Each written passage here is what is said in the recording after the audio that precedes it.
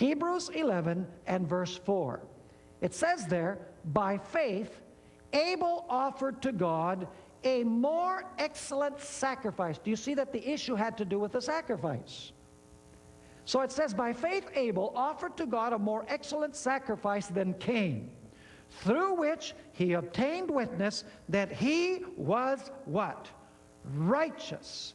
God's testifying of his gifts, and through it he, being dead, still what? Still speaks. In other words, his sacrifice, even after Abel died, his sacrifice of obedience and true worship still speaks till this day.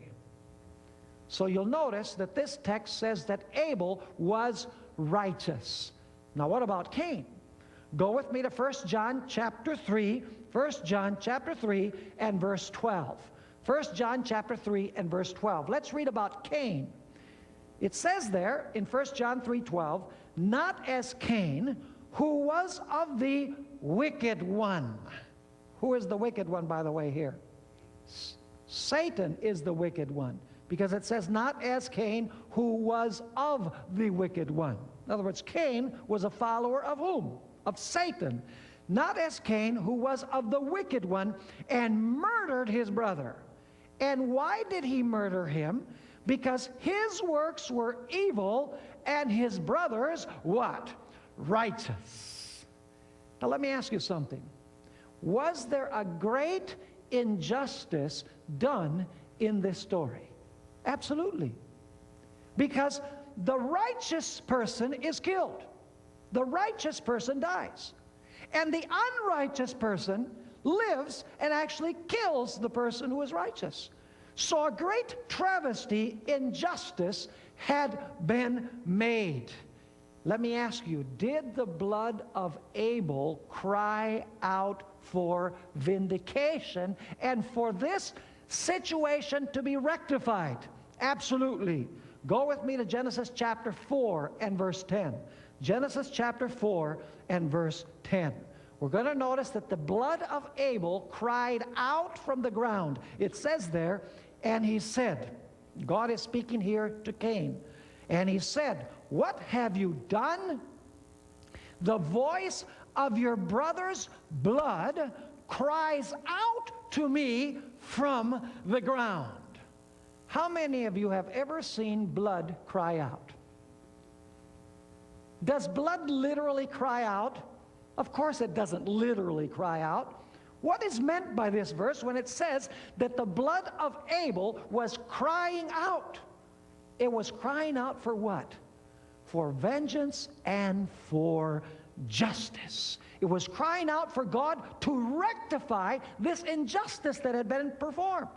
Because the unrighteous lived and the righteous died. And so the blood of Abel cries out for justice. Now we need to go to another Old Testament source that adds a little information that will help us understand a little bit better the crying out of the souls under the altar.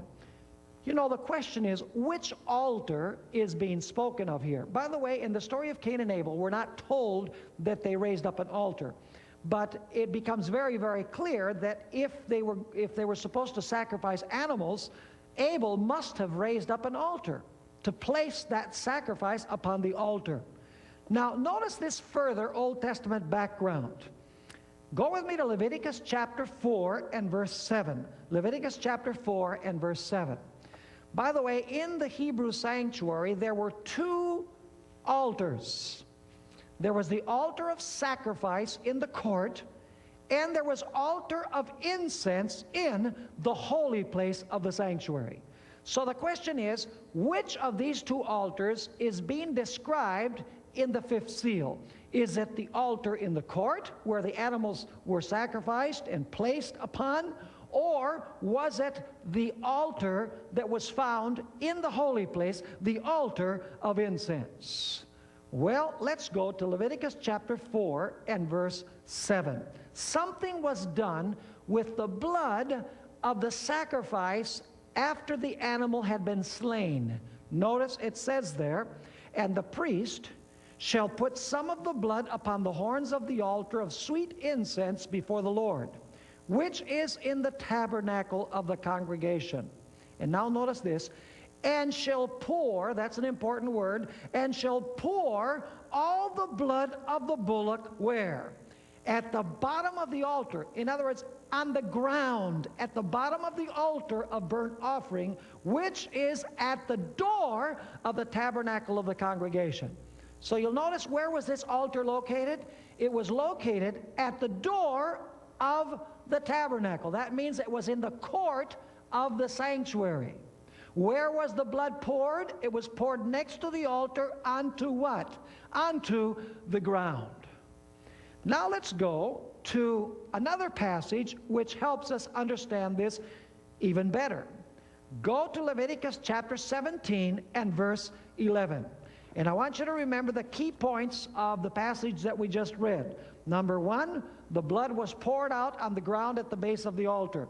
Number two, it is the altar of sacrifice because it was at the door of the tent of meeting. I want you to remember also that the blood was poured out. That's an important expression. The blood was poured out. Now, let's read Leviticus chapter 17 and verse 11. We ask the question, how is it that the blood cries out? Well, let's read in this text something very interesting.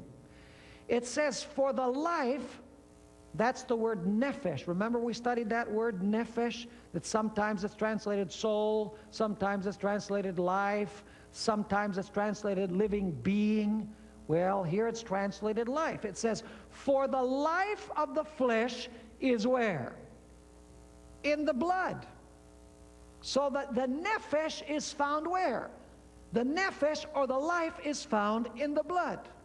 And I have given it to you upon where? See, there's the altar.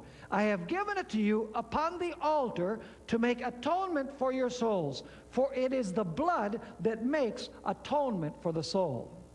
Let's notice also Deuteronomy chapter 12 and verse 23. Deuteronomy chapter 12 and verse 23. It says there, only be sure that you do not eat the blood, for the blood is the what? The blood is the life. You may not eat the life with the meat. So what is the life? The life is the blood. So when the Bible says that the blood of Abel was crying out, what was it that was crying out for justice? It was the life of Abel that had been what? That had been taken unjustly and unrighteously. So is it the same thing to say that the blood cries out as to say that the soul cried out? Of course, because the soul, or the nephesh, is what? Is the blood. Are you understanding what I'm saying? So the soul crying out, the nephesh crying out, is the same thing as Abel's blood crying out, because the blood is the nephesh. Are you understanding what I'm saying?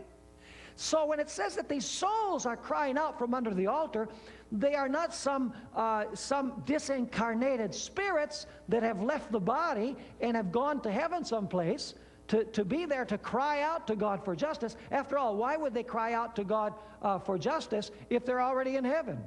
I mean, they should be praising the Lord in the presence of God, right? If they were up there. But the fact is, the Bible tells us that at this point, they have not received justice. They're not in heaven because they're crying out. They're saying to God, God, until when is it that you are not going to rectify this situation? We've been mowed down unjustly.